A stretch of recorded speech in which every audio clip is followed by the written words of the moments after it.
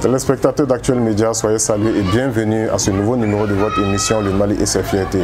L'émission dédiée à la promotion de ces fils et filles du Mali qui font sa fierté à travers leurs compétences, leurs actions, leur charisme et leur engagement. Comme vous le savez, les jeunes du Ramadan font partie des piliers de l'islam et qui parlent d'islam, parlent d'entraide, d'éducation et d'orientation. Notre fierté nationale du jour se retrouve dans tous ces aspects. Il s'agit de Madame Diaby Khadija Diawara. Bonjour Madame Diaby. Bonjour Monsieur Jay. Merci pour l'honneur que vous nous faites de nous recevoir dans le cadre de cette émission. Un plaisir de partager. Nos salutations à l'endroit de ceux qui nous suivent. On remercie tout le monde. On passe le salam alaikum wa rahmatullahi wa barakatuh à toute notre communauté. Et on demande à Allah subhanahu wa ta'ala de mettre la baraka dans ce que l'on dit et qui nous donne vraiment la sincérité et nous accompagne tout au long de ce mois béni, Inch'Allah ta'ala. Amin, amin. Donc, pouvez-vous vous présenter? Ok, je suis Khadijatou Diawara, 25 ans, maman d'un garçon, entrepreneur. Je suis dans l'éducation et pour les enfants, j'accompagne énormément de femmes aussi pour pouvoir les aider à atteindre l'équilibre et tout ce qui rentre dans le domaine de l'éducation et ça m'intéresse. Et la vente des livres et aussi je fais des activités saisonnières pendant Ramadan en offrant des fruits de panier et des plateaux aussi de fruits. Je vends des camises, des hijabs, je suis entrepreneur en un mot. Vous êtes aussi blogueuse? J'écris énormément. Blogueuse, entrepreneur, éducatrice, qu'est-ce qui vous a amené à faire toutes ces activités? Je dirais que ma motivation, ça a été une seule personne, un seul nom qui s'appelle Mohammed sallallahu alayhi wa sallam, notre prophète, la créature la plus noble que cette terre est connue. Le fait de voir qu'il avait vraiment le temps pour tout le monde, le fait de voir qu'il ne se fatiguait pas pour cette communauté, il apportait vraiment aux gens et ça m'a donné vraiment le courage. Et surtout ne pas oublier qu'Allah nous dit qu'il a acheté les croyants dans Souratul Tawbah, leur temps et leur personne. Donc je me suis dit que je suis déjà achetée par Dieu, mon temps c'est pour Allah, ma pensée, ma manière, donc je dois tout consacrer à Dieu et c'est un peu là ma motivation. Vous êtes également passionnée de lecture, comment est née cette passion? Je pense que depuis toute petite, parce que je voyais mon père laisser des livres partout, je voyais plein de livres traîner à la maison. Je pense que j'ai pris le goût de la lecture avec mon père.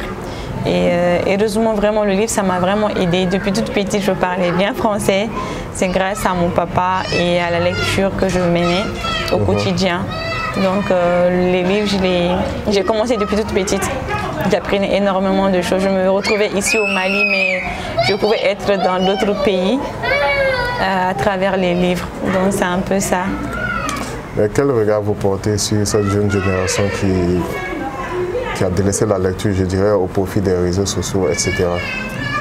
Je dirais vraiment que c'est important d'avoir des objectifs dans la vie. C'est important de s'organiser et d'essayer de s'améliorer.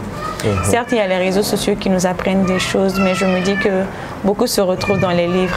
Ça nous aide vraiment à nous cultiver, à ouvrir vraiment notre esprit critique, à être encore plus intelligent et à mieux organiser nos mots, les orthographes, à mieux écrire. Pour moi, le livre, ça apporte énormément que les réseaux sociaux. Certes, il y a des livres numériques aujourd'hui, mais ça dépend. Certes, moi, je préfère les livres physiques que je tiens dans ma main, que je lis. Ça m'inspire parce que lire un seul livre, c'est comme si tu lisais la mentalité de beaucoup de personnes à la fois. Ça t'aide à te cultiver, à apprendre et à apporter beaucoup à cette communauté. À travers vos blogs, vous êtes suivi par les followers, notamment grâce à vos rappels islamiques. Est-ce à dire que vous avez été bercé dans cette ambiance depuis votre enfance? Personnellement, non. Certes, on vient tous d'une famille musulmane, alhamdoulilah. Et c'est vrai que je n'étais vraiment pas cette croyante que je suis. Je ne portais même pas le voile. Et je me dénudais carrément qu'Allah me pardonne pour ses erreurs. Mais alhamdoulilah, lorsque Allah veut du bien pour une personne, il te guide vers l'islam et t'aide à comprendre les choses et te met dans le sacré religieux. Je pense que la guider, ça a été vraiment demandé. Je sais que je faisais plein de petites bêtises. Je demandais vraiment à Allah de guider mon cœur sur ce qui était correct. Et alhamdoulilah, comme il le dit, les invocations ne sont jamais rejetées. Et il accepte tout le temps nos invocations. Il dit, appelez-moi, je réponds à l'appel de celui qui me prie, qui croit en moi et qui me prie lorsqu'il prie. Donc je suis tout proche. Et alhamdoulilah, et Allah a fini par guider mon cœur vers l'islam. Et c'est la meilleure chose qui nous soit arrivée, raison pour laquelle j'arrête pas de le souhaiter à toutes ces personnes autour de moi. Mais quel a été précisément le déclic? Le déclic, personnellement, je vais le dire, c'est vrai qu'on est sur un plateau. Mais je l'ai écrit sur mon blog et je continuerai de le dire, je n'ai vraiment pas honte. Comme la plupart des jeunes de mon âge, j'avais 18 ans et les copains, copines, on le fait, même si on ne fait pas des bêtises, mais des fois, le fait de savoir seulement que je suis en relation avec une personne, des appels, des messages, ça nous réconforte en fait. J'ai été toujours cette personne qui cherche de l'amour. Je suis une personne très très amoureuse de l'être humain et très très affectueuse, je le dirais. Donc j'étais vraiment en couple avec quelqu'un qui me fatiguait un peu et comme on dit en Bambara en ivoirien, c'était un grand gourmand que j'ai vécu en fait. Et vraiment je cherchais de l'amour et c'est cet amour qui m'a conduit, je cherchais vraiment l'homme parfait. Et je voulais vraiment me marier et c'est ce qui m'a conduit à l'amour du prophète Mohammed sallallahu alayhi wa sallam. Et quand je voyais cet homme qui me délaissait, qui me fatiguait parce que pour ci et pour ça, et je voyais vraiment qu'il y a un autre homme sur la terre qui a été vraiment parfait avec ses femmes, qui a été bien avec les animaux, les plantes, avec ses pires ennemis, qui a été bienveillant, miséricorde. Et tout ça, ça m'a aidé sincèrement à l'aimer encore plus, à essayer de me rapprocher de sa sunna. Et ça m'a permis vraiment à aimer celui qui l'a créé. Parce que je me dis que si cette personne elle est comme ça, c'est qu'il y a vraiment un créateur qui est derrière. Et ça a fait que mon amour pour Allah et son prophète c'est devenu encore plus grand, plus énorme. Et tout ce sacrifice est pour eux. On espère qu'au travers de cette réponse, beaucoup de personnes qui étaient dans, je dirais, l'égarement, vont se retrouver, Inch'Allah. On espère bien. Donc, on parle à présent de votre entreprise Imako Ikasso. Vous pouvez nous en parler, mais d'abord, pourquoi avoir choisi ce nom, Imako Ikasso? Sincèrement, parce que derrière cette voilée, il y a une vraie panafricaine. Ça fait bizarre, mais bon, les gens qui me côtoient, les sœurs à la maison, disent « Ah, tu es un rasta, tu mets le courrier sur tes cheveux, tout ça. » Et je me dis que le voile, c'est pas un frein à notre épanouissement, le voile, c'est pas un frein à notre personnalité. On peut être bien voilé, mais garder sa personnalité. J'aime bien mon pays. C'est vrai que beaucoup me disent « Pourquoi tu ne fais pas tes vidéos en Bambara ?» Je veux bien. C'est vrai que je me retrouve mieux en français qu'en Bambara. Il y a certains mots aussi, il faut que je le traduise, c'est difficile. J'ai toujours été malienne, je suis jamais allée en France. On me dit « Ah, c'est que tu es venue de la France », ce n'est pas le cas. Et j'ai voulu vraiment garder cette identité qui est Imako Ikasso, qui veut dire « tes besoins chez toi, c'est en Bambara ». Donc j'ai voulu garder ce côté africain, ce côté malien qui me représente. D'accord. Et parlons de cette entreprise. Déjà, Imako Ikasso est né l'année surpassée dû à des problèmes de nourriture, ainsi de suite, parce que c'était Covid. Et on avait vraiment peur parce qu'on nous disait « Ah, sortez pas, ne vous mélangez pas aux gens ». Moi qui ai toujours voulu aider les gens, toujours voulu apporter quelque chose aux gens, je me suis dit bah, si les gens ne partent pas au marché, comment ils vont faire pour pouvoir manger, aller faire la nourriture et tout ça. Je me suis dit ok, c'est possible que je fasse les fruits et les légumes. Donc j'ai commencé comme ça à faire des fruits et des légumes. Je partais au marché, j'achetais assez de quantité, je mettais dans les paniers, je lavais bien. Et aussi, j'essayais de travailler avec des livreurs dans la famille, dans le quartier, pour pouvoir aussi les donner un peu. Et on proposait des fruits, des légumes. Et après aussi, on a commencé à faire des céréales que moi-même je faisais. Je faisais le moni, kourou, le kabagné. Il y avait plein de céréales. J'avais 15 à 14 céréales dans mes paniers. Donc c'est ce qui est né doucement de Imako Ikasso. Après, comme vous l'avez dit tout à l'heure, passionnée de lecture, je me suis dit que pendant Ramadan, on mange. Et c'est vrai que la nourriture c'est pour le ventre, mais on a besoin de spiritualité aussi pour pouvoir faire énormément pour notre esprit. Donc j'ai ramené ce concept de box spirituel qui était composé de livres, de tapis, des petits trucs essentiels pour pouvoir travailler et atteindre des objectifs spirituels pendant Ramadan.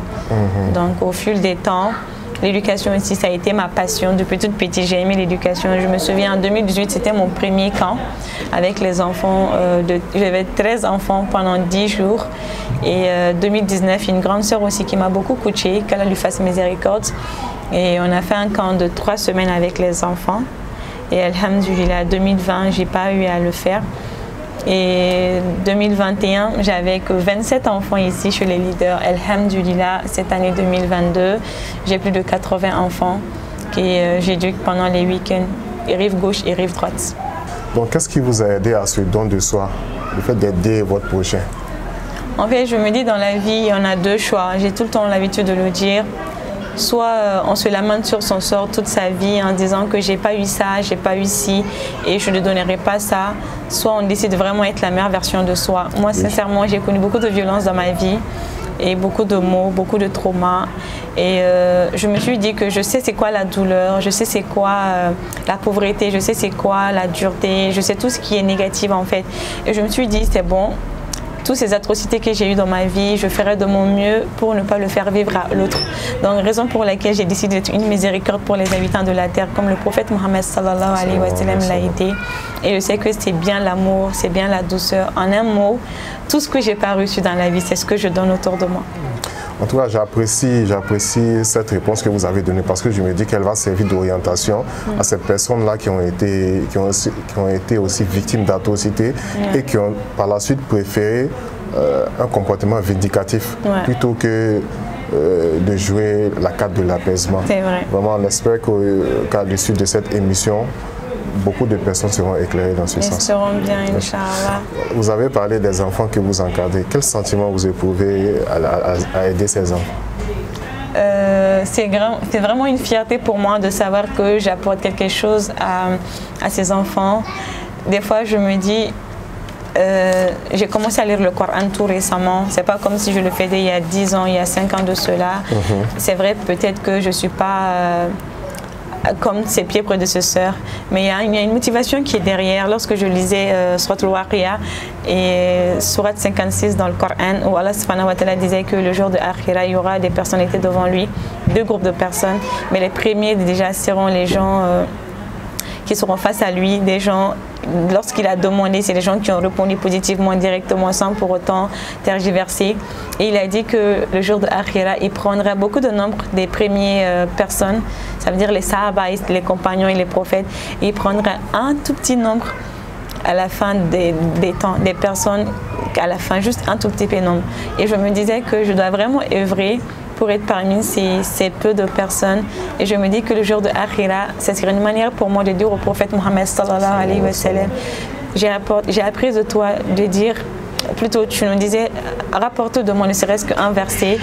Et je dirais Mohammed sallallahu alayhi wa sallam, voici un peu ce que j'ai fait pour ta communauté et espérons vraiment qu'il sera fier de moi et nous faire de voir que j'apprends la vie des prophètes aux enfants, les bonnes manières, la spiritualité, l'amour, la douceur. Et je veux vraiment un monde bienveillant. En tout cas, qu'Allah te facilite cela, de t'acquitter de cette responsabilité qui est combien importante aussi. Donc, quel regard vous portez sur cette problématique de démission des parents face à l'éducation de leurs enfants? Moi, je me dis que déjà, Allah nous dit dans le Coran que chaque personne sera interrogée sur son berger. L'homme déjà est le berger. Sous son troupeau, merci. Sous son troupeau. Chaque personne est le berger de sa famille. L'homme est le berger de sa famille. Et la femme aussi est le berger de sa famille. Et c'est une responsabilité. L'enfant, c'est un dépôt, c'est une amana. Et Allah subhanahu wa ta'ala nous questionnera sur nos enfants, sur nos responsabilités, sur les dépôts qu'il nous a confiés. Et je me dis que c'est bien d'aimer les enfants, mais il ne faut pas oublier aussi que Allah nous les prendra un jour. Et on nous questionnera sur ce qu'on a apporté à ces enfants-là. Et c'est sûr que le jour de Akhira, ils sont capables de nous arrêter en nous disant qu'on ne leur a pas donné leurs droits islamiques.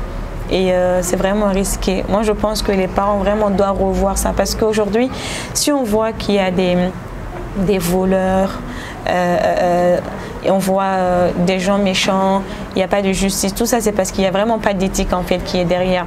Je me dis qu'il n'y a vraiment pas de crainte Aujourd'hui, on est prêt à s'arrêter parce qu'il y a un policier.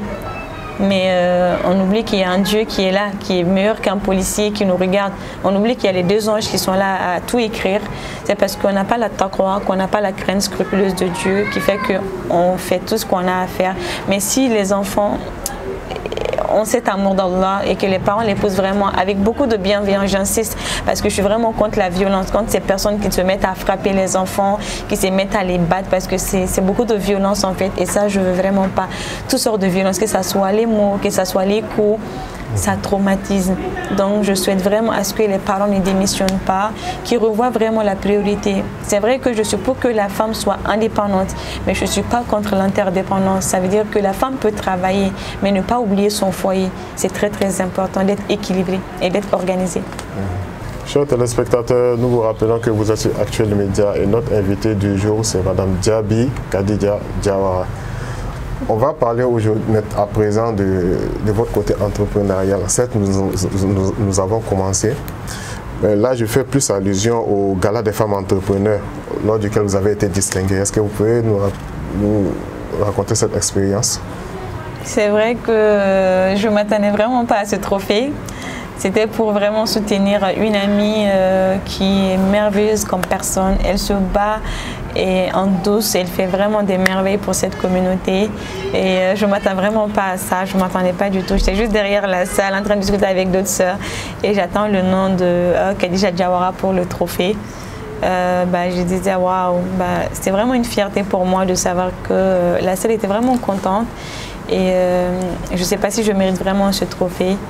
Et c'était vraiment une grande fierté pour moi et un honneur. Et je félicite vraiment toutes ces personnes, toutes ces femmes qui se battent au quotidien. Et vraiment, je dédie ce trophée à ces femmes battues, à ces femmes violentées, mais qui ont décidé d'être la meilleure version d'elles-mêmes, qui ont décidé d'accompagner, qui ont décidé de protéger à leur tour, sans pour être violents aussi. Est-ce que vous pensez qu'on peut être à la fois bon entrepreneur et bon pratiquant de sa religion? Parce que pour d'autres, lorsqu'on est entrepreneur, on n'a pratiquement pas de vie sociale et il y a certains aspects de la vie qu'on est obligé de mettre de côté. À ceux qui pensent comme ça, qu'est-ce que vous leur répondez? Déjà, je pense que tout est une question d'équilibre et d'organisation et surtout d'amour, de passion. Et par exemple, je me souviens il y a quelques temps, il y a une sœur qui m'a écrit en me disant qu'elle dit je veux vendre des livres aussi. Et tu peux me dire comment me les procurer? La première chose que j'ai posée comme question, pourquoi tu veux vendre les livres? Elle me dit parce que tout le monde fait des hijabs, moi aussi je fais des hijabs, maintenant ça ne marche pas. Donc j'ai envie d'essayer autre chose et pouvoir le vendre. J'ai dit, c'est bien de vouloir entreprendre, mais de faire quelque chose qu'on aime. Comme Confucius disait que faites un boulot que vous aimez et vous ne sentirez ne serait-ce qu'un seul instant, plutôt ne serait-ce qu'un instant de votre vie que vous avez travaillé. C'est important d'aimer ce qu'on fait et d'être passionné d'abord et ça vraiment, ça t'aidera en fait. Il ne faut pas oublier que Allah nous dit dans le Coran « Pensez-vous que nous vous avons créé sans but ?» Et on est tous là pour un but bien déterminé et sûrement que on est des califas sur la terre. On est des califats, on est des témoins, on doit vraiment protéger cette terre. J'espère vraiment que cette communauté le comprendra. Savoir que c'est vrai qu'on est là pour adorer Allah. Et dans cette adoration, on doit vraiment prendre soin de la terre en étant des personnes cultivées, en étant des personnes intellectuelles, en proposant et en offrant des actions positives qui puissent vraiment aider. Parce que déjà, aimer son pays, ça fait partie de l'islam, avoir l'amour de son pays. Donc, moi, je me dis entreprendre un projet islamique et un projet classique. L'essentiel, c'est que tous tes projets, que ce soit sur la satisfaction divine, prendre l'argent que tu utilises pour pouvoir nourrir ta famille, pour pouvoir aider les communautés, pour pouvoir construire, apporter quelque chose. Donc il faut être juste équilibré spirituellement, mentalement, socialement, financièrement. C'est ça l'équilibre pour moi. Et rien n'a un frein à l'autre en fait. Et tout est possible. Avec l'engagement, la motivation, la sincérité et l'amour. Moi je retiens surtout une bonne organisation. Ouais. Aussi. Donc en Afrique, la femme est considérée comme forte, patiente, endurante, capable de faire face à toutes sortes d'adversités. Que pensez-vous qu'il lui manque pour être une femme accomplie, épanouie? Je reviendrai toujours vers l'équilibre. parce que c'est ce dont on a vraiment besoin, tout le monde, et les femmes et les hommes. On a besoin vraiment de spiritualité. Pour moi, c'est la base en fait, c'est le socle de tout. Une personne qui est très spirituelle, ça t'aide à faire face à beaucoup de maux. Il faut être accroché à un Dieu. Et la spiritualité, c'est la base. Mais de cette spiritualité aussi, doit naître un mental. Donc du coup, il faut être vraiment mentalement bien, savoir lire des bons livres, écouter des bonnes personnes. Et dans cette même mentale aussi, doit venir l'équilibre, comment on appelle, l'équilibre social. Parce qu'on n'a pas de personnalité si on n'a pas de personne à côté. C'est très important d'avoir des personnes qui t'accompagnent, des personnes qui te soutiennent, des personnes qui t'apportent, des personnes à qui toi aussi tu apportes. Et même aussi dans cet équilibre, il y a cet équilibre physique qui est là. Parce qu'il ne faut pas oublier que notre corps, c'est une monture pour nous, pour pouvoir aller loin. Et on a besoin de notre corps pour pouvoir aller vraiment loin. Donc je pense que l'équilibre, c'est sur ces 4 bases. Et financier, ça viendra nous accompagner. Et je me dis que la femme d'aujourd'hui doit être équilibrée sur ses volets pour pouvoir être accomplie.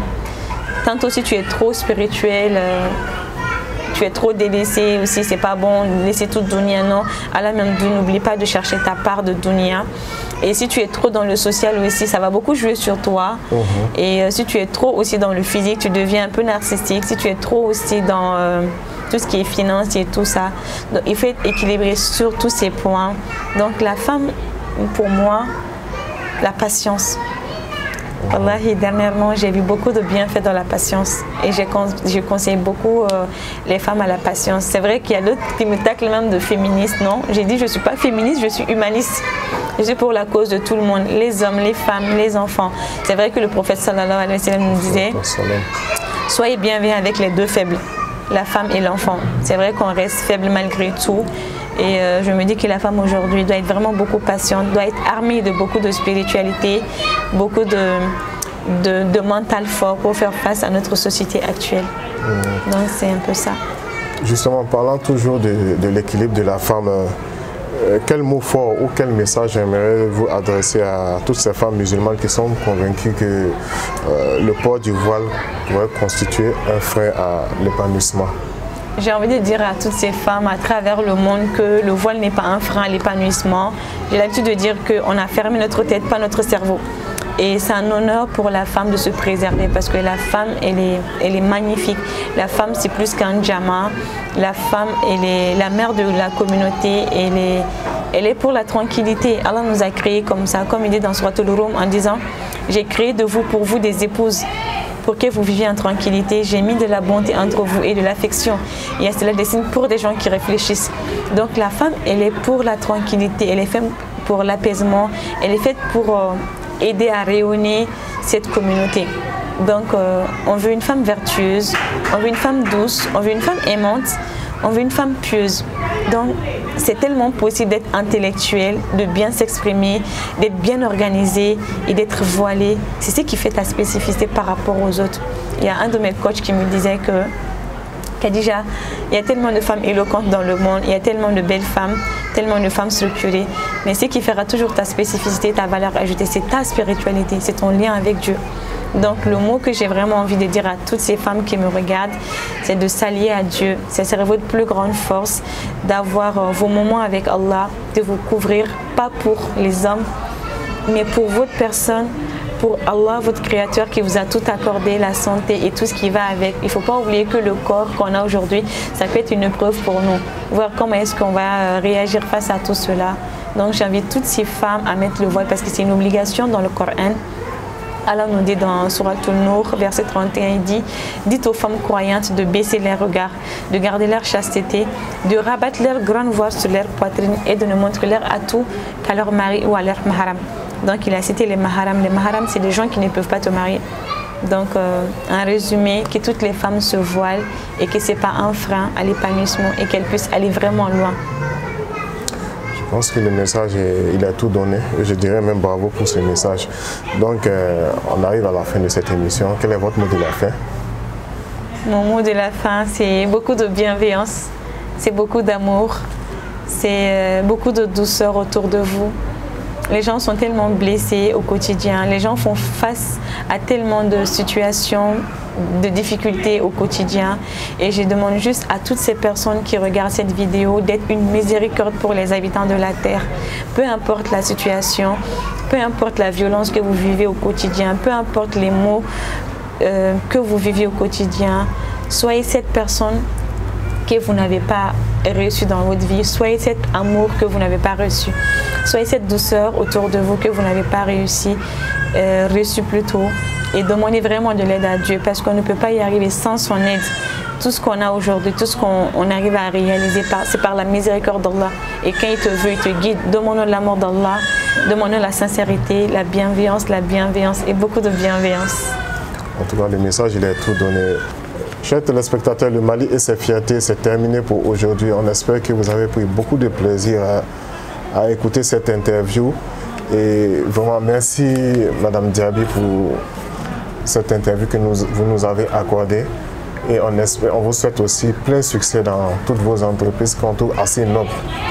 Chers téléspectateurs, merci de nous avoir suivis. On vous donne rendez-vous pour un prochain numéro de cette émission. Et d'ici là, excellente suite de programmes sur Actuel Média.